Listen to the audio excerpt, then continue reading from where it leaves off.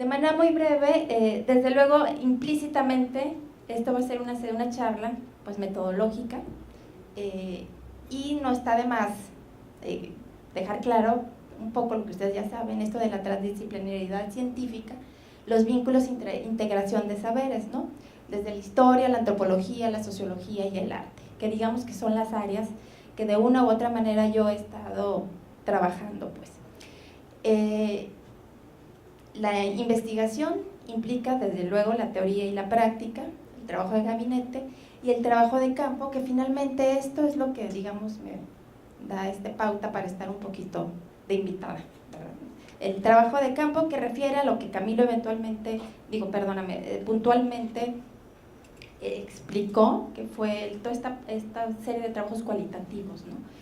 Entonces, si gustas pasar.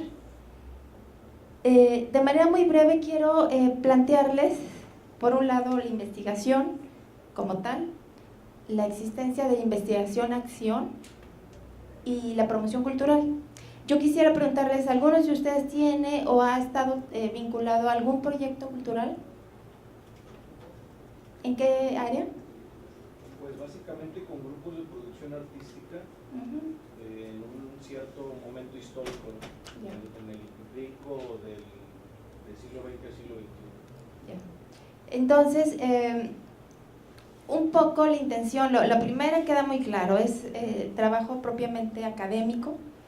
La segunda parte hay teoría incluso que aborda, no tan abundante, pero sí existe, que plantea la investigación-acción, que es un poco, quiero pensar, el feeling de este seminario, ¿no? Que es parte de un proyecto mucho más integral y que va con miras un poco a esto, a la acción.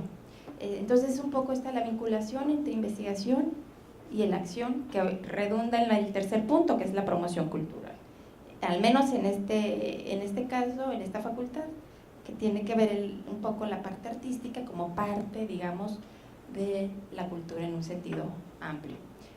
Las siguientes. El método cualitativo, de manera muy esquemática, digamos, arroja, bueno, la etnografía como un método, y bueno, hay distintas técnicas, ¿no? Desde la conversación, la observación participante, los grupos focales, que es los que comentaba Camilo que trabajó, y de las técnicas más no complicadas, sino que hay que tener mucho tacto para hacerlas. El cuestionario, la entrevista a profundidad y los estudios de caso, que ahí implica sobre todo un seguimiento importante. Si gustas, la siguiente.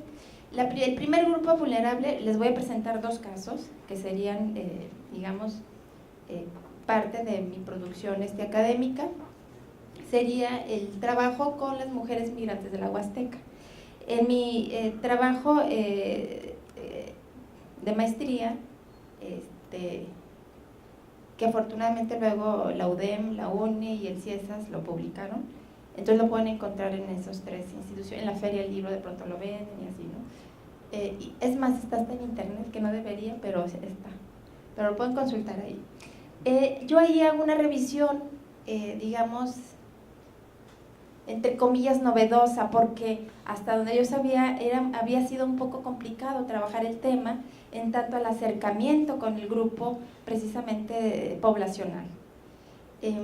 Las chicas migrantes de la Huasteca es un grupo desde luego vulnerable, de entrada por ser un grupo étnico, en segundo por ser un grupo que sale de su comunidad de origen y llega a un lugar nuevo, y que la inserción en la ciudad no es tan sencilla, sino que implica todo un proceso, y además que son mujeres, y entre otras cosas, ¿no? Jóvenes, con poca educación, hay un perfil, ¿no? Interesante que se puede sustentar, hablar de ellas como un grupo vulnerable. No por ello excluyendo a los jóvenes, pero al menos yo escogí a las mujeres de entrada porque yo era mujer y porque no es sencillo trabajar con hombres. Mujer, hombres es complicado, ¿no? Al menos en este contexto, ¿no? Para esto yo tuve que generar ciertas estrategias de investigación, es decir, es más, les quiero confiar que este trabajo resultó ser el seguimiento que dio un trabajito escolar que hice en la maestría, en Historia Regional, creo que fue la materia. Lo hice con una amiga y fue muy difícil grabar a las chicas, obtuvimos una videograbación. Me quedó el gusanito y yo ya luego entré, pues me aventé al ruedo, ¿verdad? Entonces estas estrategias de investigación digamos, las tuve que de alguna manera generar porque considerando que es un grupo vulnerable, en automático hay un rechazo a todo aquel que, digamos, no forma parte de esta como comunidad, ¿no? Se ubica en el contexto de la Alameda. La Alameda, así de forma breve, es un lugar que desde la década de los 90 aproximadamente fue, digamos, apropiada, o al menos así lo planteo y lo sustento teóricamente, por jóvenes, sobre todo de la Huasteca, potosina, hidalguense y veracruzana. Eventualmente hay gente de Oaxaca, pero en su generalidad son de esta área, ¿no? Esta región geográfica. Entonces, desde los 90 se empezó a ver esta apropiación y a ver un repliego de esta población, digamos, originaria de Monterrey, que pues no es que coincidió, sino que más bien fue parte de las etapas de la metropolización de la ciudad, ¿no? La ciudad empezó a crecer, el centro de la ciudad se empezó a convertir o a transformar en un centro administrativo, en un centro comercial y no residencial. Entonces los residentes del área, que cabe acotar era de clase media, media alta, se empezó a desplazar sobre todo eventualmente para el área de San Pedro, pero sobre todo para el área poniente, ¿no? Lo que generaron lo que ahora sería Cumbres y todo este sector. En la década de los 90. Desde luego fue paulatino, pero sí se ve al menos en las entrevistas que yo hice a la gente, a los ex residentes, digamos, me decían, es que no sé en qué momento nos arrebataron la Alameda. Y yo, bueno. Entonces hay un profundo, digamos, al menos en los casos que trabajé, como una especie de resentimiento hacia este nuevo colectivo que llegó, digamos, a apropiarse de las bancas, las banquetas, los pastos, ¿no? Aunque digan, si gustas, las fotos, esta es más o menos para que, por si no se han dado la vuelta por la Alameda, la recuerden. Quiero aclarar, después de las reformas que hizo Larrazábal, municipales, del periodo de Larrazábal, que está precisamente en este sentido que hablaba Camilo, de esta como darle vuelta de imagen, puesto que la Alameda es una mala imagen social, una mala imagen para la ciudad. Había, desde la perspectiva de la política pública municipal, había que reivindicar este espacio. Yo no me he dado la vuelta, les digo que yo ya, como dije, la Alameda ya no, por lo pronto. Pero sé que hubo cambios, es decir, quitaron bancas, quitaron los comerciantes, un poco en el intento de volver a traer a las familias, como fue en décadas anteriores. Recuerdo, posiblemente a sus papás les tocó los juegos Manso, el Serpentario, una serie de, digamos, cosas o atractivos que son como particulares en el imaginario social, sobre todo de la generación de sus papás. Entonces, desde ya no es decir, yo ya no he vuelto a echarle el ojo hacia la Alameda a ver qué tanto ha cambiado, ¿no? Pero bueno, al menos hasta donde me quedé, abundaban chicos y chicas en calidad de noviazgo, en calidad de relaciones de amistad, de paisanaje y de noviazgo propiamente. Si gustas, son una serie de fotografías. Aunque decía prohibido, pues para qué es el pasto, digo yo, ¿verdad? La sombra, pues ahí está, ¿no? La cosa era pasar el rato, el momento, y bueno, quiero retomar el punto, más que la descripción de la Alameda, que ustedes pueden ya por ahí ubicar el texto o referenciarlo a través de contacto con sus papás, etcétera, o darse la vuelta. Lo que sí quiero expresarles es que desde luego que yo de entrada tuve problemas para hacer mi trabajo de campo. yo llegaba con la chica aún y cuando no traía la idea no era grabarlas, mucho menos videograbarlas, tan sencillo que llega, oye, mira que quiero platicar contigo, bla, bla, bla. Me daban la espalda y empezaban a hablar en su lengua, entonces en realidad había una exclusión a la inversa. Entonces, de entrada, ¿qué tuve que hacer? Me corté el cabello, me lo pinté de negro, me vestí lo más, ¿cómo decirlo?, lo más invisible posible, y dije, bueno, voy a ver si así me hacen caso. Pues más o menos. Dije, no, esto no me está funcionando, o sea, hay una dificultad, es un grupo difícil de manejar, no es fácil que te hablen, no es fácil que te den mucho menos una conversación y peor pedirles una entrevista.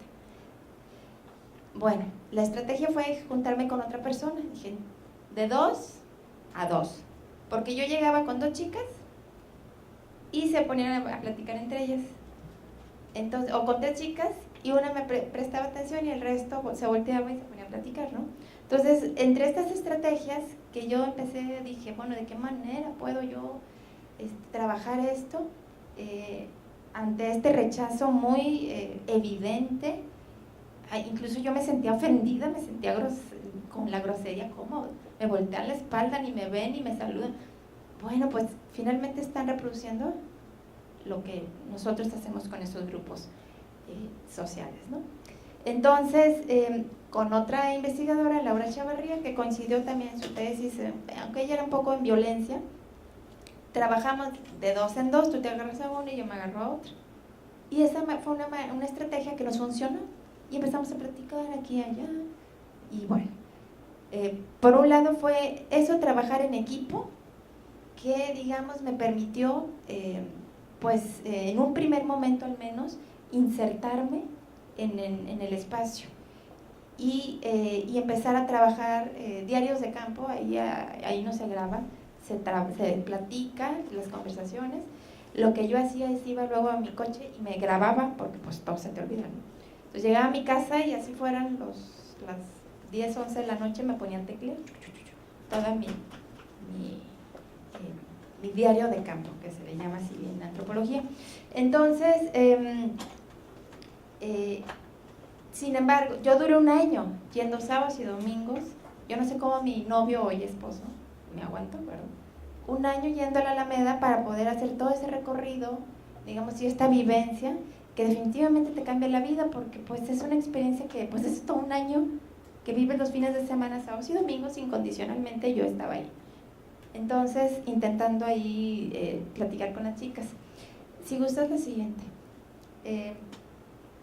Si quieres pasas para ir Empecé a detectar grupos de chicas y afortunadamente empecé a generar cierta empatía con un grupo. Este grupo, no, no es, pero bueno, se parece al grupo de primas con las cuales empecé a trabajar de manera mucho más, o sea, empecé a detectar dónde se juntaban, llegaba el otro fin de semana y las buscaba y estaban efectivamente en la misma banca o en la de frente o en el mismo pasillo. Entonces empecé a ubicar desde lo así como Camila un poco planteaba toda esta cuestión de territorio, espacio, apropiación, etcétera, etcétera. De igual manera yo lo visualicé en la Alameda, o sea, había pasillos para la gente de San Luis, había pasillos para gente de Veracruz, pero hombres, había pasillos para la gente de, etcétera. Entonces, había una tipología, se podría visualizar una tipología de usuarios, etcétera. Entonces, yo lo que hice fue trabajar este estudio, o tomar como estudio de caso este grupo de primas, de tal manera que luego mi segundo momento fue, si estoy estudiando o trabajando migración, pues hay que ir al lugar de origen, ¿no? Entonces me fui 2 navidades y 2 semanas antes, y un verano, me toca ya por cierto unas elecciones. Entonces, pues fue conocer sus comunidades, y es un poco, además empecé a estudiar náhuatl, porque dije, no puede ser, ¿cómo decir gracias a algo, no? Eso de alguna manera me empezó a abrir puertas para que este grupo particularmente, no quiero insistir en lo vulnerable, pero digamos muy particular, me abriera las puertas. al llegar yo a las casas en sus lugares de origen, fue por supuesto que ya no me volteaban la espalda, no me daban la espalda, me abrían las puertas, me ofrecían su casa, me hospedé con ellas, viví con ellas, fui al río a bañarme con ellas, que me morí luego de una pulmonía casi, porque se bañaban en ojos de agua, y la otra bien urbana, acostumbrada al boiler, pues métete al ojo de agua, ¿verdad? Cargando el bote, me dieron un botecito así, y aún así tiré todo el agua. Son chicas que se ponen el bote de agua y que caminan entre piedras. No, la urbana, no les quiero decir lo que decía mi diario de campo, ¿verdad? El punto es que, bueno, pero es parte de la vivencia, de la convivencia. Me tocaron los bailes, las quinceañeras, todo el proceso, ¿no? Afortunadamente me tocó una familia donde el abuelo era un chamán. Entonces, realmente, nada más porque no encontré ese archivo de fotografías, de Huejutla se llama el pueblo, es que fue muy enriquecedor. Y eso me permitió regresar a la Alameda y decir, yo conozco por aquí, yo conozco por allá, y por dónde eres, por dónde vives. Entonces eso me permitió acercarme más a la gente y poder trabajar conversaciones. Hice 63 entrevistas a lo largo de estos 12 meses, y a las 63, teóricamente, a partir del muestreo teórico, que es lo que te avala el número de entrevistas que debes de hacer, dije, está aquí, o sea, ya es la misma, es repetir, y ya ahora sí, es momento de parar el trabajo de campo y ponerte a trabajar, digamos, la sistematización. Entonces, pero otra estrategia, si gustas pasar, a ver si la siguiente, la otra hasta donde haya texto, ellas son las primas, ellas. Fui a su casa, sí, muy padre. Trabajan en Cumbres, trabajaban, no se oye. La siguiente estrategia que yo usé, particularmente en la Alameda, fue lo que denomino que cabe en esto de investigación-acción. Como no veía yo la puerta, dije, bueno, tengo que hacer algo. Entonces lo que hice es que concursé en este programa que tiene el CONACULTA, el Programa de Atención a Comunidades Indígenas y Populares. Es un premio PACMIC y lo gané. Entonces invité a Leticia Saucedo, no sé si la conozcan, y pusimos un taller de bordado. En mi vida había bordado, pero pusimos un taller de bordado, de lectura, una carpa, pedimos permisos, etcétera, etcétera. Entonces empezamos a descubrir que había más públicos, por ejemplo, los niños, los hijos de los vendedores, y ellos nos empezaron a abrir pequeñas puertas, al menos a mí. Y el hecho de que yo le pusiera el hilo para bordar, empezó a llamar la atención de los jóvenes, más que la lectura, el bordado, ¿no? Un poco esta parte, digamos, folclórica, muy entre comillas. Y efectivamente las chicas se acercaron y empezaron, oye, ¿cómo está aquí? No, pues yo te regalo el material y tú bordas lo que quieres. Esto nos permitió tener como una, confianza, ¿no? Generar un poquito de confianza, y de esta manera yo empezar a platicar, oye, ¿dónde eres? Y bueno, poco a poco, ¿dónde te juntas? ¿Dónde vives? ¿Dónde trabajas? Etcétera, etcétera. Finalmente, para fines de mi investigación. El proyecto fue muy interesante. Si gustas pasar por ahí, tenemos las clases de bordados, también trabajamos pintura. Invitamos a amigos, a Emir Guerrero, que es un pintor, él nos ayudó con la parte fotográfica, pintura, perdón, había una chica de artes visuales, ahorita ya no recuerdo el nombre, si gustas pasar. Esos son de los chiquitos, hijos de los vendedores, que es una población muy desatendida, o era, porque pues ya los corrieron de ahí, ¿no? Ya no pueden vender. La siguiente. Pero venden enfrente, ponen en la calle. Se siguen, sí, se apropian de igual forma. La siguiente, si quieres ahí. Como conclusión del proyecto, porque pues a PACMIC le habríamos de que entregar un informe de actividades y resultados, generamos como una especie de stand visual en el que pretendíamos al menos mostrarle a los jóvenes parte de los pequeños datos que empezamos a recopilar, ¿no? Entonces, ¿qué es lo que hicimos? De entrada pusimos un mapa Y este mapa, no saben la sensación, no encontré la foto, pero era la fila para ver, y era más que maravilloso escuchar a los chavos decir, mira, es que yo vivo aquí, y mira, es que yo vivo acá, y es que mi abuela vive aquí. Entonces hubo esta, digamos, identificación visual del lugar de procedencia. Entonces ahí dice el nombre del proyecto, tradición rural e indígena, etcétera, etcétera. Y hubo una exposición fotográfica, y bueno, fue un proyecto, digamos, interesante, y a lo que voy es que este proyecto particularmente cultural me permitió, al menos a mí, a Leti no sé, pero al menos a mí, obtener resultados. Y claro, trabajé más porque eso había que con diablito cargar las mesas, pedir permiso que nos guardara. Los niños nos buscaron los diablitos, porque no habíamos pensado cómo cargar las mesas, éramos dos chavas, no podíamos con las mesas. Entonces, los niños vendedores nos ayudaron a transportar, y nos hicimos amiguitos de los niños. Pues íbamos todos los sábados a mediodía y yo me quedaba hasta en la noche. No me iba de rol, luego me iba a mi casa. Sí, que es la siguiente. La siguiente. Ahí estoy yo. Qué pena. La siguiente. Ahí va. Y bueno, cerré este capítulo de la Alameda, y nada más para puntualizar, las estrategias de campo se van armando de acuerdo al grupo con el cual estás trabajando. Es decir, finalmente el antropólogo se va formando en función del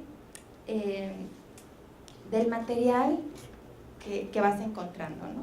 Entonces, hay que generar estrategias para cada caso particular.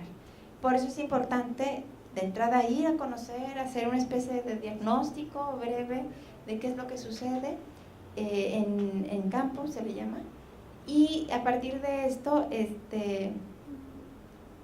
generar estas estrategias que serían las más pertinentes para los objetivos que tengan que lograr, ¿no? El segundo caso, y me lo voy a aventar, ya llevo 25 minutos, fue ahora con la experiencia del doctorado. Básicamente yo lo que hice fue en general es una crítica a las políticas públicas en materia cultural, sobre los espacios culturales, cómo estos están centralizados en el centro, valga la redundancia, en el centro de Monterrey, y de tal suerte que intenté encontrar un espacio oficial al menos, o formal, en la periferia del área metropolitana, y no encontré ningún caso, al menos oficialmente validado. Entonces lo que hice fue, por un lado, tomar el ejemplo del Museo de Historia Mexicana como este espacio como el formal, el oficial, el que todo el mundo identifica, un poco parte del imaginario ya del regiomontano, digámoslo, y museo además, porque usualmente el museo es como el referente más inmediato. Cuando hablas de cultura, la gente como que piensas en museos, ¿no? Más que en ballet, piensas en museos. Entonces, pero por otro lado quería ver el contraste. Lo más cercano fue un centro de desarrollo social en el cual parte de su, digamos, oferta era cultural. Yo trabajé un año en desarrollo social, entonces precisamente me tocó toda esta generación y hacer toda la plataforma de los centros comunitarios. Yo ya conocí un poco la dinámica y conocía también cuáles eran los más antiguos. Entre ellos fue este caso que tomé y con ello argumenté el por qué tomar este centro y no otro, que fue el de la Alianza, que está al poniente de Monterrey. No sé si ubiquen más o menos por dónde. Entonces, en este ejemplo me topé con un caso muy interesante. Un taller audiovisual dentro de la gama de actividades que se daban en este centro comunitario, además de belleza, cocina, todo lo que desarrollo social oferta, digamos, y de pintura, danza, etc. Estaba el de algo de audiovisual, no recuerdo el nombre, un nombre extraño ahí. Lo interesante aquí fue de este taller, de entrada, la maestra. O sea, la maestra no era una maestra común y corriente, era una, para mis ojos, era una promotora cultural. En este caso, lo que hizo la maestra, a pesar de todas las adversidades de que implica trabajar con el gobierno y sobre todo con el desarrollo social, presupuestalmente hablando, con materiales, bla, bla, y más la parte esta que audiovisual, que es relativamente cara, digamos, respecto, por ejemplo, a danza, pues la maestra se sorteó y buscó financiamientos, etc. El punto es que formó un grupo de jovencitos entre 10 y 15 a 16 años de hacer trabajo visual. Entre ellos, me platica la maestra que la entrevisté vía Skype porque ella ya se fue a México. Final, a pesar de lo que vamos a ver luego, la terminaron corriendo porque era la rebelde del grupo de maestros promotores, ¿no? O sea, son los que no se prestaban a llevar despensas y todas estas cosas, que lamentablemente pasa en nuestros gobiernos. El punto es que este grupo lo logró consolidar, trabajó un par de años con ellos y la maestra por ahí se enteró de una convocatoria. Entonces tuvieron como un mes para pensar, no chicos, vamos a trabajar esto, y vamos, si quieres, vemos el primer... hicieron un corto, participaron en una convocatoria internacional con PepsiCo. Sí tiene audio, ¿verdad? Es como un minuto.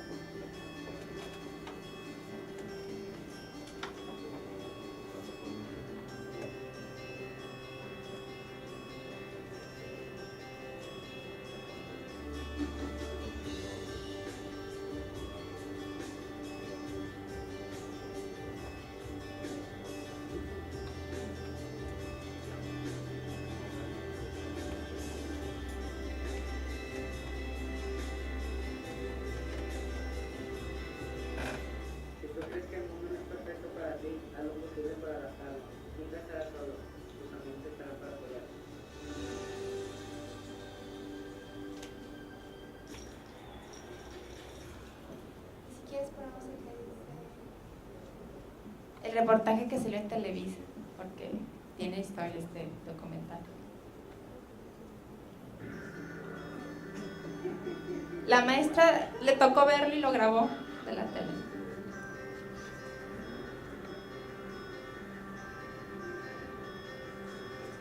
Tratar de mejorar el medio donde vivimos, hacer algo positivo por la comunidad y demostrar el valor de la amistad llevó a Eric Perla Chuy a realizar un video para participar en un concurso internacional de una marca de refrescos.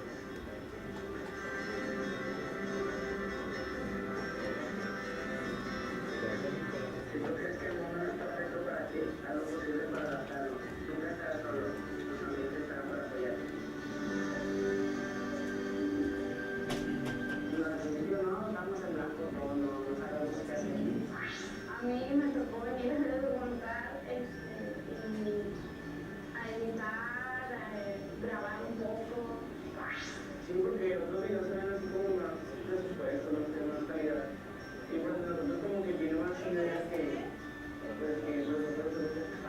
Pues me dice mi mamá que matamos el video a mayor. Estos jóvenes toman parte del Centro de Desarrollo Comunitario de la Alianza, al norte de Monterrey. Cuentan con equipo de cómputo y una cámara de video. La maestra Isabel Esquivel, líder del proyecto, nos muestra el momento exacto en que desavisó a los adolescentes que su video estaba entre los 10 finalistas en todo el mundo. Es una cámara escondida. Aquí la reacción de sorpresa.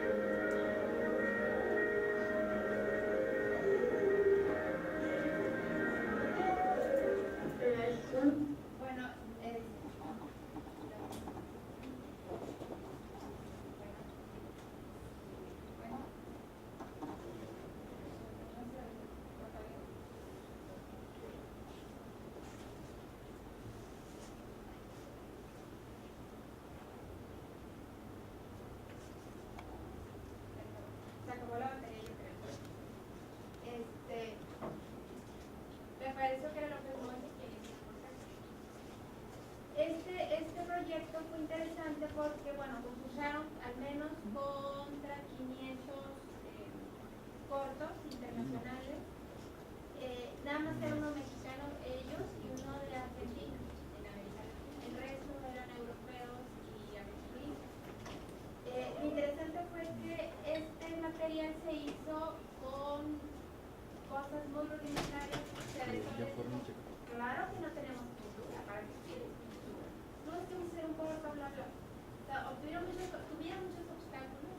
No obstante, la maestra se movió, los alumnos, bla, bla, y juntaron, y pudieron hacer este taller y todo este proceso que ven como manera de propuesta, digamos, de sustentable, ¿no? El punto es que lo relevante de ello es que compitieron contra cortos que habían sido hechos de manera muy profesional, y a pesar de la precariedad con la cual ellos realizaron este trabajo, pues quedaron entre los 10 finalistas. No les tocó ir a Nueva York, pero digamos les mandaron su reconocimiento. Y bueno, va más allá de eso. El punto es que me decía la maestra, el principal obstáculo que yo encuentro con estos jóvenes que vienen en la alianza no es que son chicos propensos a la drogadicción, sino son sus propias familias. Yo les digo, jóvenes, ustedes pueden seguir con la preparatoria, seguir a la universidad, hay becas. Llega a casa, papá, mira que, claro que no, hijo, tú vas a ser obrero como yo. Tú vas a seguir embarazada. ¿Para qué? Esto en el contexto, mi tema era un poco cómo la cultura o el acceso a un servicio cultural puede contribuir a mejorar la calidad de vida. Ello me llevó parcialmente a probar esta hipótesis, en tanto que estos jóvenes, no todos, pero la gran mayoría, siguieron estudiando, y particularmente uno de ellos, porque no sé si lo hayan conocido, Eric Rodríguez, un chico que estudió aquí en artes visuales, fue de este taller, y en la reunión que tuvieron en desarrollo social, porque fue ahora sí los voltearon a ver, wow, tuvieron un premio, desayuno con la secretaria de desarrollo social, y qué les hace falta. No, pues cámaras, tal. Y la maestra, becas para prepa y para universidad. En el caso de Eric era justo, estaba en el último semestre para entrar a la universidad. Y se apalabró a la directora, y efectivamente a Eric pasó el examen, le dieron toda la beca universitaria, se acaba de graduar y ahorita está trabajando en la Ciudad de México. Antes de ello, Eric, que fue, digamos, el chico más destacado en el grupo, ya ha ido 2 o 3 veces a Canadá y ha trabajado con gente que trabaja en la parte audiovisual y ha hecho cortos con gente. Es que para mí ha sido maravilloso porque dice, mis papás, claro que están emocionados, su mamá vende tostadas, su papá trabaja cordero, no sé, muy básica.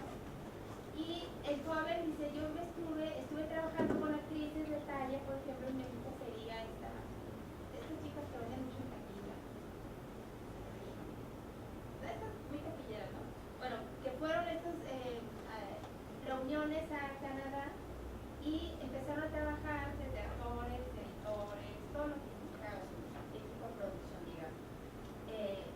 Se fue a París, entonces digamos que dentro, digamos, de mis hallazgos, y para mí esto es un ejemplo muy emotivo porque me parece que si se trabaja con la comunidad se puede lograr cosas, se puede lograr un impacto más allá.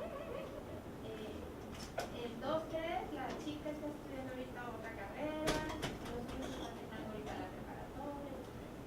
Esto pasó hace 4 años más o menos, 5 años. Entonces, yo lo estudié, insisto, como fue estudio de caso para, digamos, probar que sí te puede cambiar tu calidad de vida, al menos culturalmente hablando. Y bueno, hay otras situaciones que doy al respecto, pero un poco es este cruce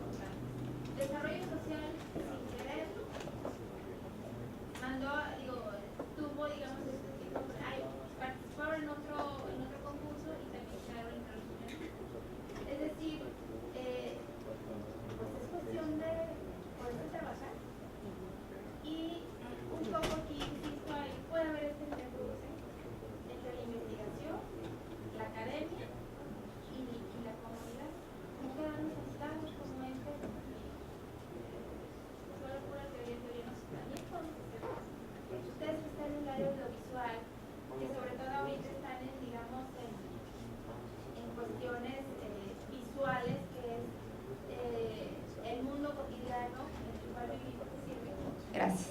El mundo cotidiano en el cual vivimos, por ahí un autor, Zygmunt Bauman, habla todo esto de la cultura líquida, que está cambiante, ¿no?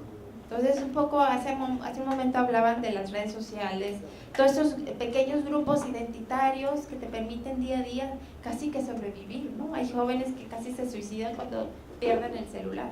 Entonces, también un poco toda esta parte de esta realidad cotidiana, contemporánea, implica toda esta parte visual. O sea, hay nuevas maneras de expresarse, hay nuevas maneras de relacionarse. Sin emitir juicios de valor, no es que sean ni bueno ni malo, simplemente están. Y como tales hay, por un lado, ustedes ojalá les pueda interesar el área de la investigación, bueno, averiguar qué pasa, qué sucede y tratar de explicarla. Unas enfoques puede ser la antropología. Puedes poner el PowerPoint para ir concluyendo ya. Una de las alternativas es la antropología, particularmente la etnografía es un elemento que es, por ejemplo, los trabajos que vieron con Camilo están sustentados en gran medida por la etnografía, es decir, ir a la comunidad, ir a hacer observación participante, ir a trabajar con las personas, ver, tomar fotos. El registro fotográfico es un elemento que te permite luego revisar y hacer un análisis interesante, ¿no? Entonces, hay distintas disciplinas, se entrecruzan, la sociología, la antropología, la historia, en este caso la historia oral. A mí las historias de vida fortalecieron en gran medida bueno, y otros trabajos, pero bueno, ahí está, ¿no? Son muy enriquecedoras y pues yo lo que quiero más bien concluir es invitarlos con toda la buena intención a que se interesen por la investigación, que si hacen trabajos escolares los hagan con la intención no solo de que su maestro se los califique, sino que en un momento dado los puedan publicar en algún lugar o en un momento dado transformarlos en un proyecto cultural, que se puede buscar financiamiento, que puede tener cabida. Hay una infinidad tú sabes bien, hay una forma y hay distintos mecanismos de procuración de fondos para proyectos culturales. La cuestión es tener la iniciativa. Ustedes tienen el tiempo, la juventud. No es porque yo me sienta vieja, por supuesto, pero digamos, yo ya estoy en otro proceso, ¿verdad? Ustedes están empezando, al menos los muy jovencitos, para que, bueno, se metan con la comunidad. Hay que generar proyectos porque ahí está el cambio. No sé si alguien tenga algún comentario. ¿Dan preguntas o participaciones para la doctora? Espero que no se hayan dormido. Pareció súper interesante que te hayan metido dentro, o sea, yo también así lo creo, que cuando se puede crear una conciencia muy bonita y verdadera en la gente, cuando ya le das oportunidad que a lo mejor nunca se habían planteado. Me parece muy interesante lo que hace. Es una observación. Gracias.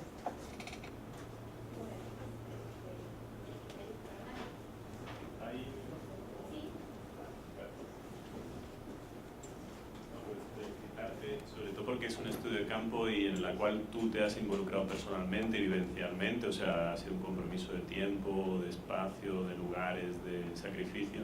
Entonces, bueno, eso da testimonio de tu trabajo, ¿no? Y sobre todo porque caminamos hacia las jornadas, ¿no? Una jornada donde sería muy padre, muy interesante que a lo mejor nos pudieras ayudar también a asesorar los trabajos que los chicos pueden presentar en esas jornadas, como este tipo de trabajo de campo, que es pues el fenómeno de la Alameda, que es un fenómeno migratorio a nivel nacional muy interesante en Monterrey. Es decir, Monterrey ha crecido como ciudad precisamente por migración nacional de otros estados, ¿no? Por todo el trabajo doméstico y bueno, y las condiciones muchas veces de irregularidad y de falta de derechos fundamentales en la que viven muchos de estas chicas, sobre todo el trabajo doméstico, porque pues las explotan miserablemente, vilmente por parte de la ciudad, ¿no? Es decir, ahí hay esa parte de vulneración de derechos sociales, económicos, laborales, también sería interesante verla, ¿no? Que eso es otra parte del antropológico, otra parte del campo, que ya no es solo... Y me gustaría que pusieras el vídeo de Pepsi, porque me ha llamado la atención. No sé si el compañero ya está. estar ahí atento, porque yo creo que cuando hacemos investigación, y esto es como una observación que me gustaría compartir contigo, ¿no? Cuando hacemos investigación antropológica, sabemos que, parece que los bolígrafos vuelan, que eso está muy potente, ¿no? La investigación científica no es neutral axiológicamente. Cuando digo no es neutral axiológicamente, quiero decir es esta idea de que la ciencia nos representa la realidad objetivamente, que es un conocimiento universal, desprendido éticamente de los valores axiológicos. No, a ver, hay valores y principios que están en la investigación y sobre todo nosotros estamos dando una visión de la realidad. Entonces, esto lo digo por lo siguiente, porque detrás de ese vídeo antropológico que han utilizado hay una gran corporación multinacional como es Pepsi, el gobierno de las grandes multinacionales y las corporaciones. El daño que están haciendo a la salud pública en México es terrible. Tenemos un grave problema de obesidad y de diabetes, es la primera enfermedad o la segunda enfermedad a nivel nacional, con graves problemas de salud pública. Y entonces, yo en esa parte me gustaría que también como antropólogos tuviéramos una conciencia crítica de que las multinacionales no vienen aquí a...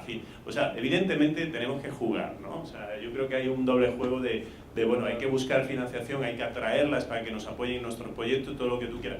Pero, por otra parte, que no utilicen a chavos marginales para hacer su publicidad engañosa, subliminal, de que la vida es refrescante y de que la vida, cuando están vendiendo una bebida que es veneno para la salud pública, ¿no? Entonces, en ese sentido yo creo que los antropólogos tenemos que también tener esa vertiente crítico-social y crítica ideológica, ¿no? Porque detrás hay una ideología consumista. Tú has citado Bauman, El mundo líquido.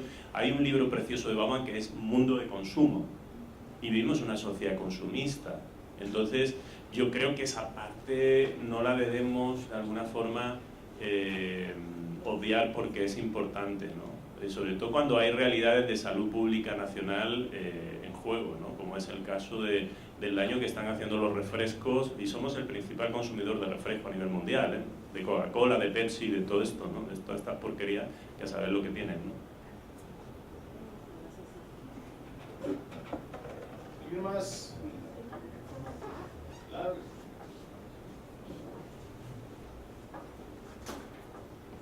O sea, aquí sería un comentario, ¿no?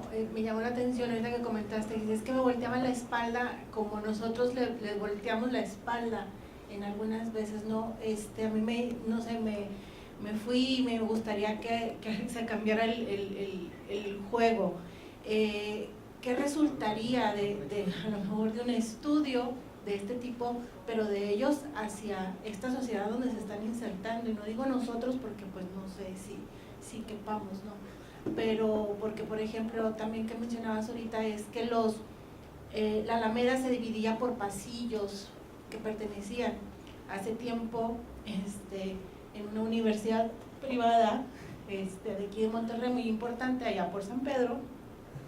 Sí. Más para ir por allá, por San Pedro, sí, a Santa Catarina, exactamente en el límite. Entonces, así estaban también los pasillos, los wannabe y los que no se mencionan. Entonces también sería esa parte importante, no sé, como que volteamos a ver a estos grupos que son parte, o sea, definitivamente ya esta ciudad tiene muchas miradas, pero ¿qué pasa con los que se supone hemos estado aquí desde hace tiempo, ¿no? O sea, me llevó a esa reflexión, esas frases que mencionaste, ¿qué lectura daría al revés? Fíjate que yo te agradezco mucho el acercamiento metodológico para la antropología que hiciste, porque si bien es cierto, hemos escuchado hablar del trabajo de campo en cantidad de clases, a lo mejor, incluso de libros de texto, recomendaciones de los maestros, escuchar una experiencia de alguien que lo ha vivido y que de alguna manera tiene la transparencia para hablar de las vicisitudes que implican, es un aporte de verdad grandioso para nosotros. Eso yo te lo quiero agradecer bastante.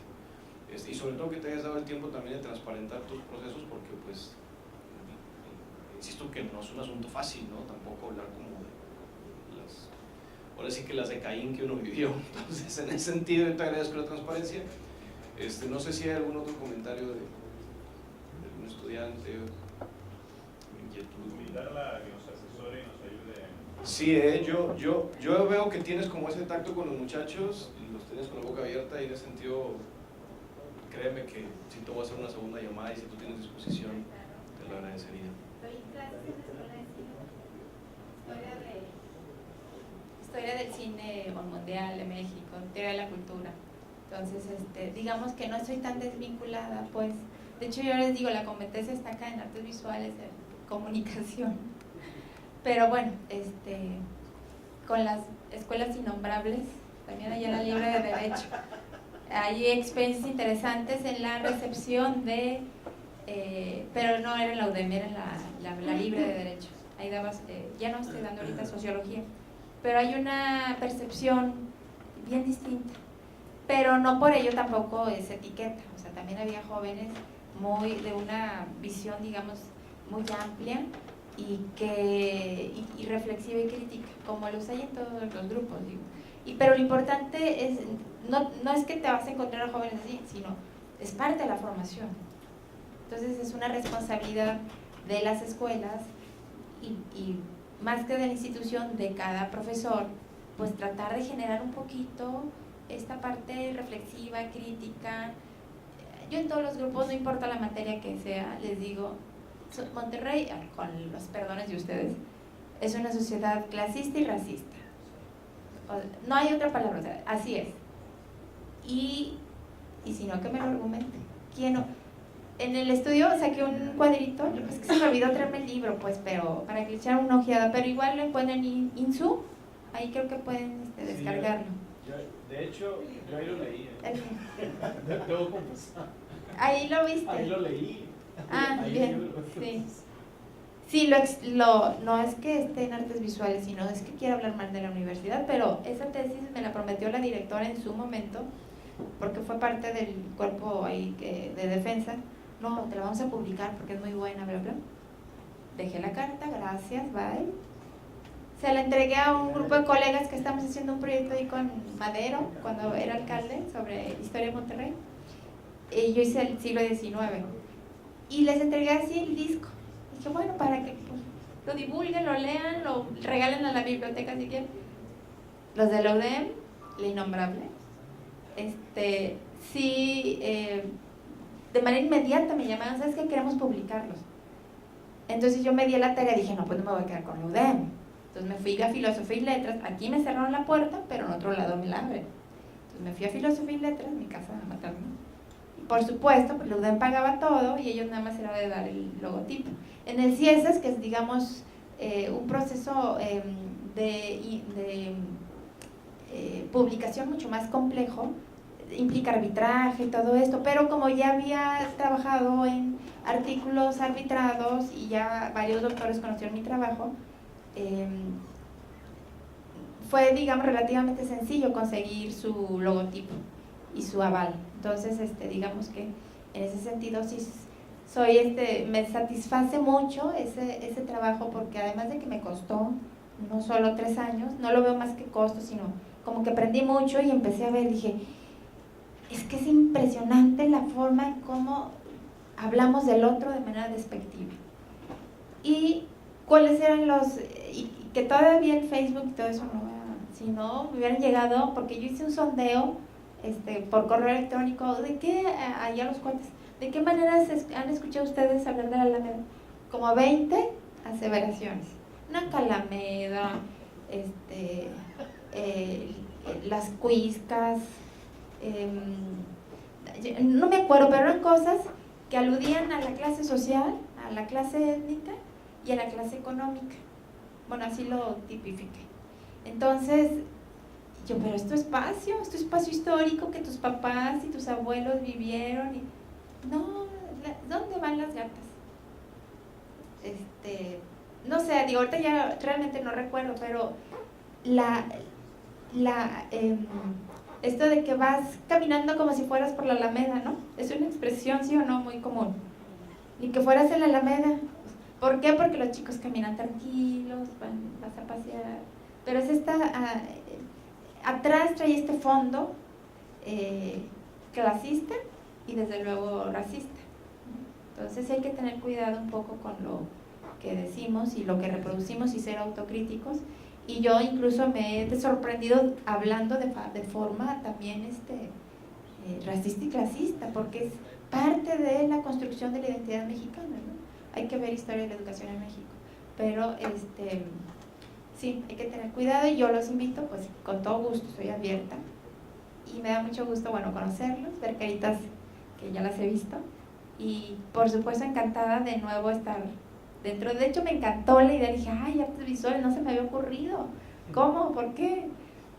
Pues sí, la abandoné 10 años, ¿no? Pero bueno, acá, 10, 12 años, pero acá estoy. Muchas gracias. Gracias.